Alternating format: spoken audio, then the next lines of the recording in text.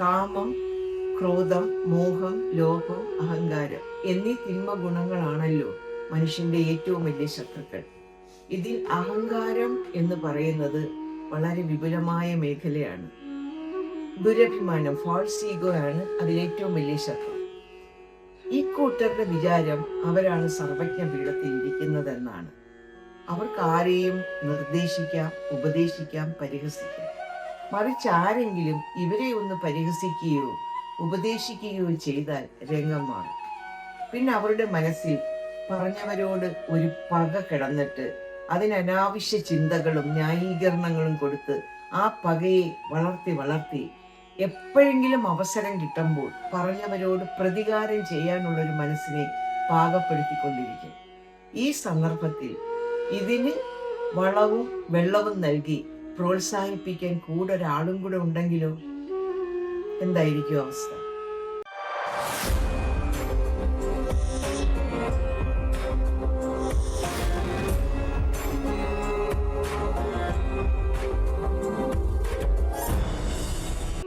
ഞാൻ ജയശ്രീ ശ്യാംലാൽ, അധ്യാപികയും ഒരു എഴുത്തുകാരിയുമാണ്. ഇന്ദ്രപ്രസ്ഥത്തിൽ നിന്നും മടങ്ങി വന്ന ദുര്യോധനന്റെ മനസ്സിൽ പാഞ്ചാലിയുടെ പരിഹാസച്ചിരി മാത്രമേ ഉണ്ടായിരുന്നുള്ളൂ. ഊണിലും ഉറക്കത്തിലുമെല്ലാം ആ ചിരി, ആ പരിഹാസച്ചിരി അദ്ദേഹത്തെ വേട്ടയാടിക്കൊണ്ടിരുന്നു, അദ്ദേഹത്തിനെ അസ്വസ്ഥനാക്കിക്കൊണ്ടിരുന്നു. എങ്ങനെയും പാണ്ഡവരെ, പാഞ്ചാലി അടക്കം എല്ലാവരെയും ഈ ഭൂമിയിൽ നിന്ന് തന്നെ ഇല്ലാതാക്കാനുള്ള പല പദ്ധതികളും ആ മനസ്സിൽ ആലോചിച്ചുകൊണ്ടേയിരുന്നു. തൻ്റെ ഈ മാനസിക പ്രശ്നം അമ്മാവൻ ശകുനിയോട് പങ്കുവെച്ചപ്പോൾ ശകുനി മരുമകന്റെ ആ വിഷമം ശിരസായി എടുത്തു. അദ്ദേഹം ഇരുന്നൊന്ന് ആലോചിച്ചു. എന്നിട്ട് ദുര്യോധനനോട് പറഞ്ഞു, ശക്തി കൊണ്ട് നമുക്കവരെ നേരിടാൻ പറ്റില്ല, ബുദ്ധി കൊണ്ട് വേണം നമ്മൾ അവരെ ഒതുക്കേണ്ടുന്നത്. യുധിഷ്ഠിരന് ചൂതുകളിയിൽ വലിയ ഭ്രമമാണ്, എങ്കിൽ കളിക്കാനോ അത്ര മിടുക്കനുമല്ല. നമുക്കൊരു കാര്യം ചെയ്യാം, ഒരു ചൂതുകളി മത്സരം വെക്കാം, എന്നിട്ട് പാണ്ഡവരെ ക്ഷണിക്കാം. അവരുടെ രാജ്യവും സമ്പത്തും എല്ലാം തന്ത്രത്തിലൂടെ നമുക്ക് അപഹരിച്ചെടുക്കാം. ദുര്യോധനനും അമ്മാവന്റെ പ്ലാനിങ് ഇഷ്ടപ്പെട്ടു. അവർ ധൃതരാഷ്ട്രരോട് പോയി ഇങ്ങനെ ഒരു വിഷമമുണ്ടായതും ഇങ്ങനെ ഒരു പ്ലാനിങ് നടത്തി എന്നും പറയുന്നു. ധൃതരാഷ്ട്രർ മക്കളെ ഇതിൽ നിന്നും പിന്തിരിയിപ്പിക്കും എന്ന് വിചാരിച്ചെങ്കിൽ തെറ്റി. അദ്ദേഹവും ഇരുന്നൊന്ന് ആലോചിച്ചു. എന്നിട്ട് പറഞ്ഞു, നിങ്ങളിൽ ആരെങ്കിലും പോയി യുധിഷ്ഠിരനെ വിളിക്കുകയാണെങ്കിൽ ഒരു പക്ഷേ അദ്ദേഹം നിഷേധിച്ചേക്കാം. അവർ വിളിക്കണം, വരണം, ഒറ്റ മാർഗമേ ഉള്ളൂ, വിതുരരെ വിടാം.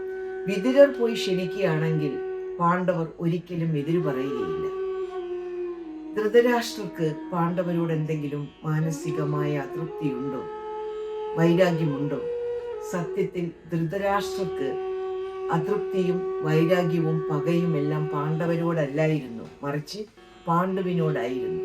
പണ്ട് കുരുവംശത്തിന്റെ രാജാവായി താൻ നിയോഗിക്കപ്പെടും എന്ന് സ്വപ്നം കണ്ടുകൊണ്ടിരുന്ന അവസരത്തിലാണ് ജന്മനാ അന്ധനായ ധൃതരാഷ്ട്രയേക്കാൾ എന്തുകൊണ്ട് യോഗ്യൻ പാണ്ഡുവാണെന്ന് പണ്ഡിതർ തീരുമാനിക്കുകയും വിതുരർ അടക്കമുള്ള സഭ അതിനെ പ്രോത്സാഹിപ്പിക്കുകയും ചെയ്തത്. ധൃതരാഷ്ട്രക്ക് കിട്ടേണ്ടുന്ന ആ രാജ്യസ്ഥാനം പാണ്ഡുവിലേക്ക് എത്തിച്ചേർന്നപ്പോൾ അദ്ദേഹത്തിന് സാഹചര്യങ്ങളുടെ സമ്മർദ്ദം കൊണ്ട് മൗനനാകേണ്ടി വന്നു എങ്കിലും ആ മനസ്സിൽ പാണ്ഡുവിനോടുള്ള പക വർദ്ധിച്ചുകൊണ്ടേയിരുന്നു.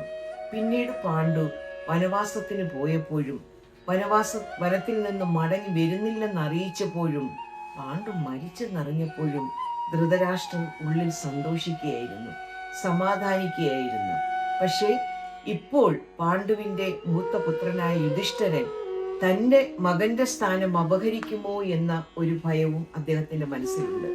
വീണ്ടും കുന്തിയും പാണ്ഡവന്മാരും മടങ്ങി വന്നപ്പോഴും ധൃതരാഷ്ട്രയുടെ മനസ്സിൽ ഇങ്ങനെ ഒരു ഇൻസെക്യൂർ ഫീലിംഗ് ഉണ്ടായി. കാരണം അദ്ദേഹത്തിന്റെ പുത്രവാത്സല്യം എന്ന് പറഞ്ഞാൽ അദ്ദേഹത്തിന് ദുര്യോധനൻ അദ്ദേഹത്തിന്റെ എല്ലാമായിരുന്നു. തനിക്ക് പറ്റിയ ഒരു ദുരവസ്ഥ തൻ്റെ മകനും ഉണ്ടാകരുതെന്ന് അദ്ദേഹത്തിന്റെ മനസ്സിലും പല ആസൂത്രണങ്ങളും ചെയ്തുകൊണ്ടിരുന്നു. എന്തായാലും വിതുരർ പഞ്ചപാണ്ഡവരെ ചൂതുകളി മത്സരത്തിനായി ക്ഷണിക്കുന്നു. അവർ വരുന്നു. ഹസ്തിനപുരത്തിലെ ജയന്തങ്കണം ചൂതുകളി മത്സരത്തിനായി തയ്യാറായി നിൽക്കുന്നു. അത്യധികം ആർഭാടത്തോട് തന്നെയാണ് ജയന്ത് അങ്കണം അവർ ഒരുക്കിയിരുന്നത്. വിശിഷ്ട വ്യക്തികളെല്ലാം ചൂതുകളി മത്സരം കാണാൻ തയ്യാറായിരിക്കുന്നു. കൂട്ടത്തിൽ ഭീഷ്മരുണ്ട്, ദ്രോണാചാര്യരുണ്ട്, കൃപാചാര്യരുണ്ട്, കർണനുണ്ട്. എല്ലാവരും ഇരിക്കുന്നു. ഒരു വശത്ത് കൗരവരും മറുവശത്ത് പാണ്ഡവരും. ചൂതുകളി തുടങ്ങാൻ പോയപ്പോഴാണ് ശകുനിയാണ് പകിട എറിയുന്നതെന്ന് യുധിഷ്ഠിരന് മനസ്സിലായത്. അതെങ്ങനെ ശരിയാവും? ഞങ്ങൾ കൗരവരുമായിട്ടാണ് ചൂത് കളിക്കാൻ വന്നിരിക്കുന്നത്. ഇതിൽ ശകുനിക്ക് എന്ത് കാര്യം? തോൽക്കുമെന്ന ഭയമായിരിക്കും. പരിഹാസങ്ങൾ അവിടുന്നും ഇവിടെ നിന്നും മുഴങ്ങിയപ്പോൾ ധർമ്മിഷ്ഠനും അഭിമാനിയുമായ യുധിഷ്ഠിരൻ വീണ്ടും ഒരു വാക്ക് തർക്കം ഉണ്ടാക്കണ്ട എന്ന് വിചാരിച്ച് കളിക്ക് തയ്യാറായി. ശകുനി പകിട എറിഞ്ഞു. പാഞ്ചാലിയുടെ പരിഹാസച്ചിരിയും ഈ ചൂതുകളിയും നാളെ കൗരവരെ ഒന്നടങ്കം ഇല്ലാതാക്കുന്ന, പഞ്ചപാണ്ഡവരുടെ മക്കളെ എല്ലാം നിശേഷം ഭൂമിയിൽ നിന്നും യാത്രയാക്കിയ കുരുക്ഷേത്ര യുദ്ധത്തിന് കാരണമാകുമെന്ന് അന്നാരും വിദൂരതയിലുള്ള സ്വപ്നത്തിൽ പോലും കണ്ടിരുന്നിരിക്കില്ല. ഇതിൻ്റെ ബാക്കി ഭാഗം നമുക്ക് അടുത്ത എപ്പിസോഡിൽ കേൾക്കാം.